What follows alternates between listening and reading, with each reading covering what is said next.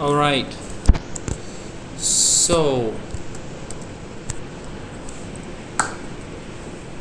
good afternoon. My name is Casper. I'm from opportunity.to. Now, today, what I'm going to be discussing is something that I've been doing for a long time. So, myself, I've been doing e-commerce for, 10 years. I mean, everyone has experience with buying and selling goods, either being on eBay, Craigslist, Amazon, right? Your own e-commerce Shopify site.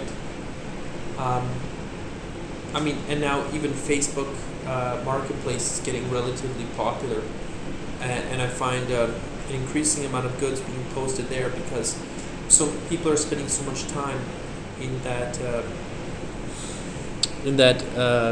area. Well, I mean, not in that area, but on that social platform. So today, I'm going to be talking about a cross-market classifieds interface. Now, what I mean by a cross-market classifieds interface is, for example, right now I'm in Hong Kong, but I have a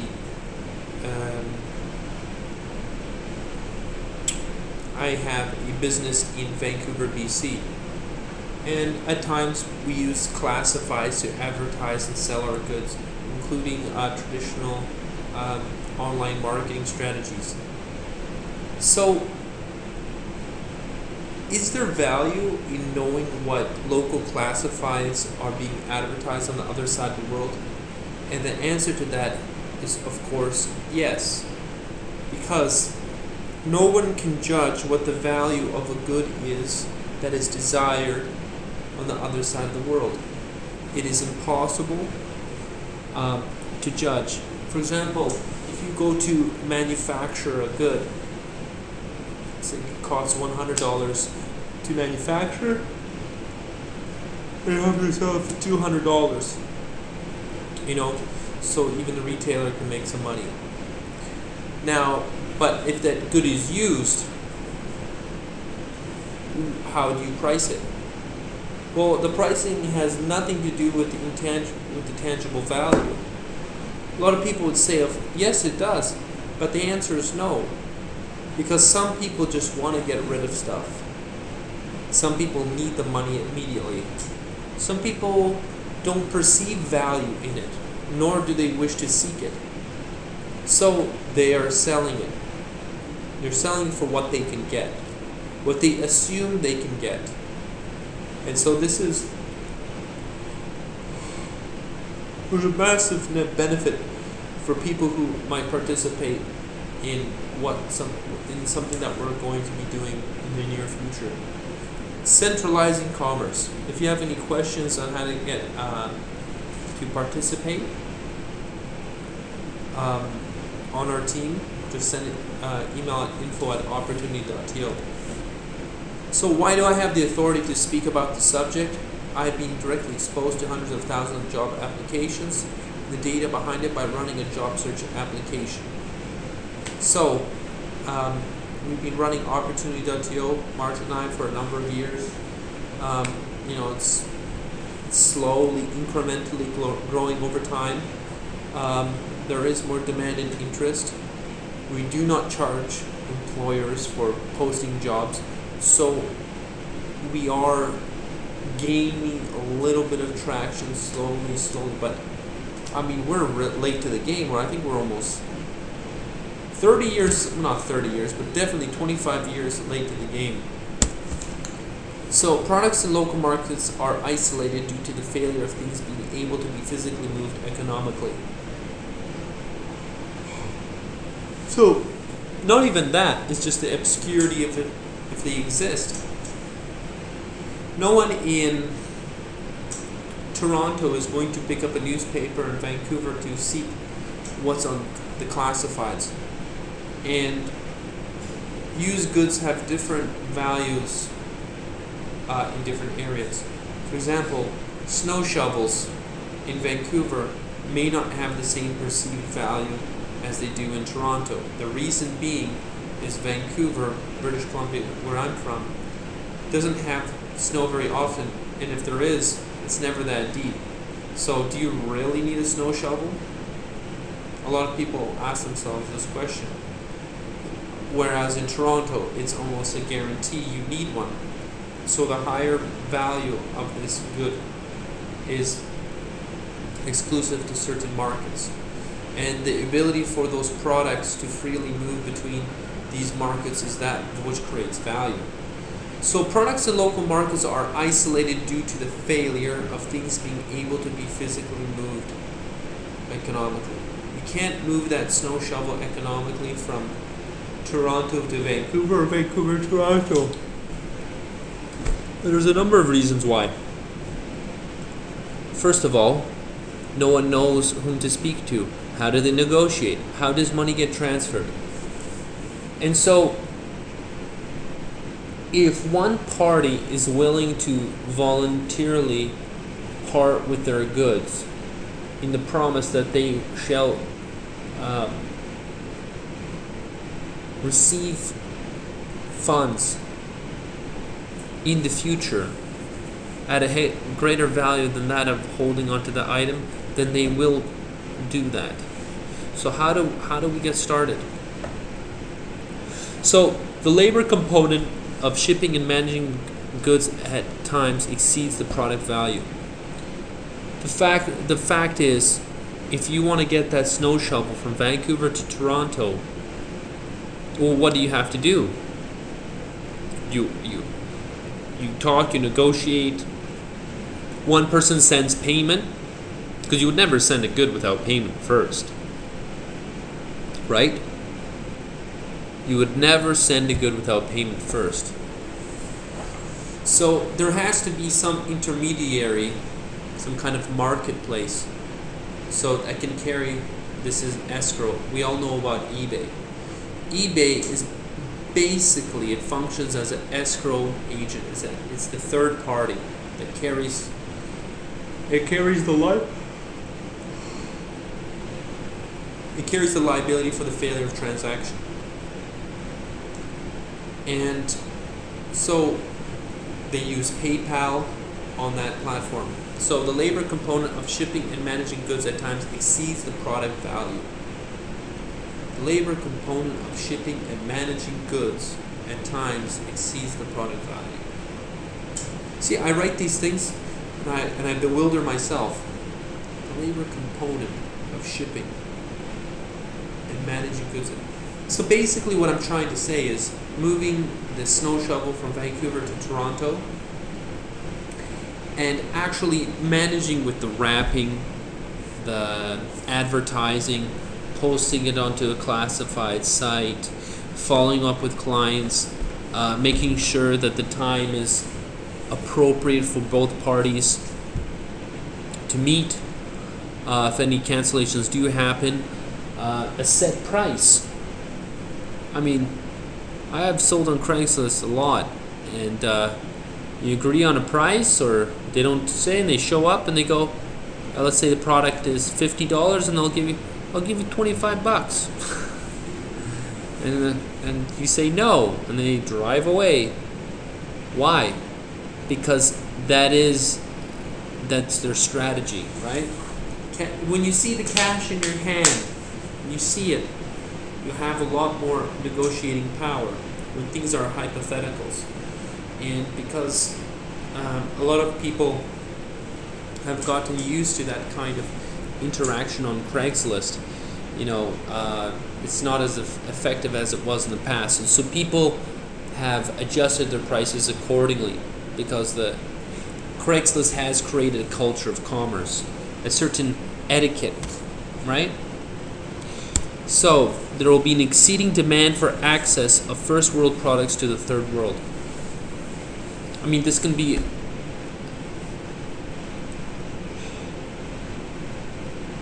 I was in China, and I just saw people whom couldn't afford the lifestyle were dressed to the nines. They were dressed as if they were that lifestyle. And it continues to this date. There's a large pool of people in my age demographic who have no how shall I say, they have a right, but they shouldn't be partaking in that kind of behavior because they can't actually support the image that they're portraying of that lifestyle. But you go to their apartments and they're just dingy, and oh man, it's that outward appearance. But that's also a cultural thing. But that luxury, that demand for luxury, that of which exists outside, the first world products, there's a insatiable need. A lot of the time, I pick up Chinese products and clothing that's designed and made there with a local brand. It's made of 100% cotton. There's nothing wrong with it. It's stitched fine. Now I'm very satisfied with the number of articles of clothing that I have. Actually, some of the best pants, seriously, the best pants that I've gotten from mainland China. They're the most comfortable, they fit me the best, they retain their color the longest. Just wholeheartedly, completely satisfied. But I'm not saying China is the third world. People describe it as the second world. Soon it will be the first world. But when I was in China like 6 years ago, when I first came there, a little bit, maybe 7 years ago, what I saw, what I was able to perceive, was an insatiable demand for products from the first world. And, used handbags just started getting bought up in the States like mad, because they couldn't afford the product, but they wanted that. And so there was a massive market in this complex trade of used luxury goods being sent to China, and a lot of interpersonal relationships, and a lot of those sales were made through QQ initially, and then they happen on WeChat, right? Now WeChat is the go-to place, and there's a number of second-hand apps, including Alibaba owns one. A lot of things are traded on these platforms. Now, China is not really the third world. But when I was in China 7 years ago, do you know what I saw? I saw Africans who couldn't even afford the used luxury goods were purchasing knockoffs, right, for their own markets, including Pakistan. For some reason, fake luxury goods are very popular with the Pakistanis. I don't know why. But I know also the Middle East. Actually, I would say a lot, just the majority of the third world. It probably has to do with population sizes, right? But a large number of people whose markets couldn't afford the actual luxury good, they were getting the knockoff version from China. And I'm not sure if that's slowed down. Probably not. It's probably different markets have opened up. But there's an insatiable need. So that's when they're there, they're emulating the demand of first world products. Now, what would happen if these products were used? I would rather get a used luxury handbag that's of authentic quality than that of a knockoff, for sure. Now, what would happen if this free exchange of used goods could occur? How would that benefit people? And it doesn't have to be just luxury goods. It can be a lot of things. Even machinery, equipment, clothing, shoes, electronics. There's a never-ending list of how people could perceive things of value, and it's not up for us as people it's not for us as individuals, as business owners, to be able to judge that. It's actually unempathic to the marketplace, and it's in fact it's rude. And I think that's why the most empathic party wins. When you don't create constraints, you create a free market. Let's look at Amazon, right?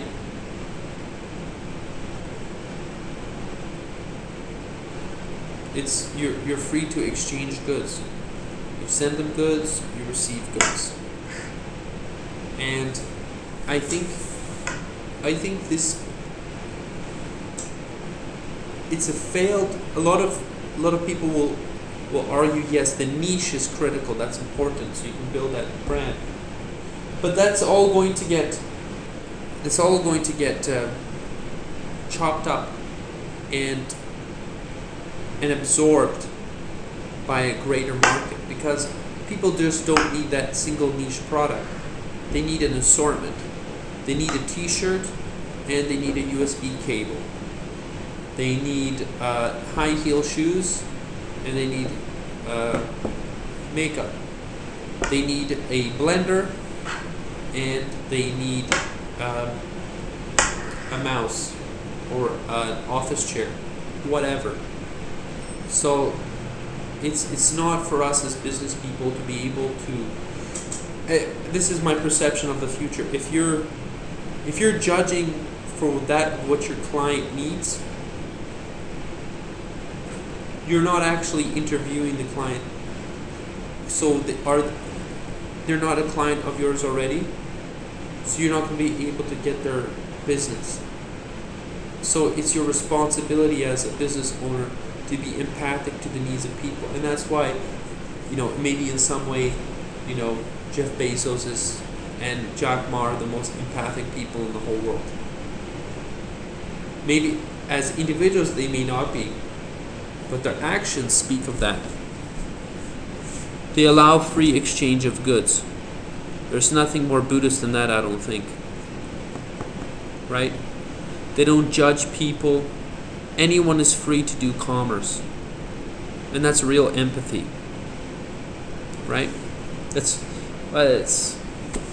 in the Buddhist text that would be described as compassion. And actually, even the Dalai Lama himself had described the greatest point of compassion is the free exchange of goods. And the highest likelihood of compassion is in that free exchange. So it's the bedrock of humanity. So, what is the value of the free exchange of goods? What could occur? Well, imagine if every single U.S. household could sell $5,000 worth of goods they don't need. Fascinating. I don't know how else to communicate it. I think that's utterly fascinating. I saw the statistic and I was just blown away. I don't think this number is very much unlike people in Australia, or very much unlike people in Canada, or even Europe. People have a massive assortment of stuff they just simply don't need. Right? Our lives are simplifying. Just in the last day, my wife, she was looking at an app, and we could hire I guess a nanny, I guess you would call her, on it through an app, can come and cook us dinner for 3 hours for $42. I thought to myself, well, that's a good deal. Well, we don't need her for 3 hours, right? I think you can, for a single hour, I think it's only $20. $20 Canadian. So how much is that? $16 US? I'm here in Hong Kong, one of the wealthiest cities in the world. I don't know. That's even labor, right? Will we even need, kitchen tools in the future? Maybe this cook will come with all their pots and pans and everything, and they clean them up and they take them when they go. You know, the world is really getting more and more simplified, and in the first world that's occurring now. The lack of items for the maximization of labor is not occurring in the third world, so they can absorb that of which we don't need. All right, so maybe sell your goods as quick as possible, as before we don't need them anymore because everything's going to be automated. Ouch. Assets lying stagnant have less value than the immediate resale of something once used, so money could be put to work. So let's say you buy something for $100. Okay. Let's say it's a pair of skis. So you bought a pair of skis, and they're $1,000 with the boots and everything. Now, you'd think, okay, well, I'm just gonna take the same skis up every year. And you tell me, if you're a real skier, do you want to be taking your old skis and boots to the mountain when you find out how much better the skis have gotten every single year? You don't want to get your feet in those new rentals, right? Of course you do. You get them off resort. Obviously, you get one of the the ski shops on the way to the mountain. What? It's like $100 or so. $100 for a couple days. Ooh, But you didn't have to drop $1,000 on a pair of skis and boots. And who knows? Maybe you'll gain weight. Maybe your foot will get fat. Maybe those shoes won't be so comfortable anymore. Maybe the technology will go down. So you're sitting on that value in the perception that you're going to get greater value of it from the future. In my experience, unless you're using this good in its value within a single year, so if you're not getting $1,000 worth of value out of a pair of skis per season, then you're probably making a mistake with your money. The reason I say that, because let's say for example you for those skis you rent up to 50% of the value that would be assessed of purchasing skis. So in 2 years you could have owned a pair of skis. Now the question is, what is the current condition after those 2 years? Are they still sound? Do they fit properly? Do they need to be sharpened? What's the maintenance? Did you have to carry them home, put them into storage? How much are you paying for storage? What is the inconvenience caused by you needing to store those things? Are you scratching up your car? You need to buff it. Is the reduced value because of the damage from the skiing, from the skis to the body paint occurring? So if you're saving 50% of that money, you can put that money somewhere else. If you were renting those skis, or for what I'm arguing is purchasing them used. If you purchase something used, it's already discounted. And then if you were immediately to sell it after using it, assuming so that if you were willing to purchase them, someone just like you would also be willing to purchase them.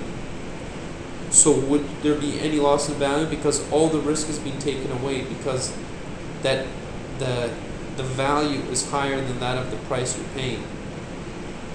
So you you gotta really look at how much you're paying as a price versus the value that you get. So the efficiency is improved upon expansion, unlike other platforms. So on a lot of platforms, in the business sense, it's very efficient to run small. But then once you want to expand your business, or you get pressured into, you have these what they call as growing pains. You know, in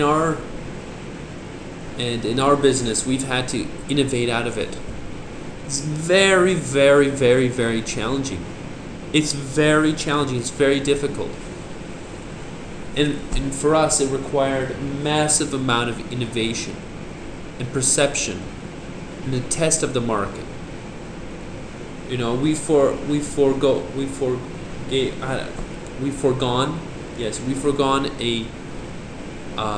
a calendar year of profits, right? A calendar year of profits to determine if a certain model would work. And what would happen if it would have failed? That's a calendar year of profits just down the drain. Most people are not willing to do that. So, you know, but basically it's innovate or die, you know? And it requires a certain amount of discipline.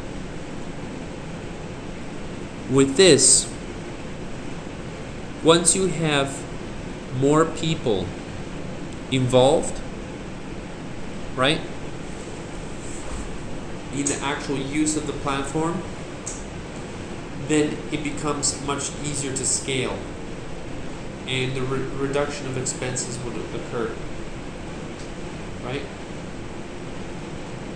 With a lot of tech companies, the use blows up, but the expenditures increase by twofold because more is needed, more infrastructure, more staff. You know, things aren't run as tightly as before. I think the most fascinating thing I ever heard in my life was before WhatsApp was purchased by Facebook. It had something like 15 employees. 15 employees for one of the most used apps in the world. It's just mind-blowing. And that's the end of the presentation. So, again, if you are interested in getting involved with what Martin and I are doing, simply send us an email. Simply send us an email at info@opportunity.to. Thank you very much, and take care.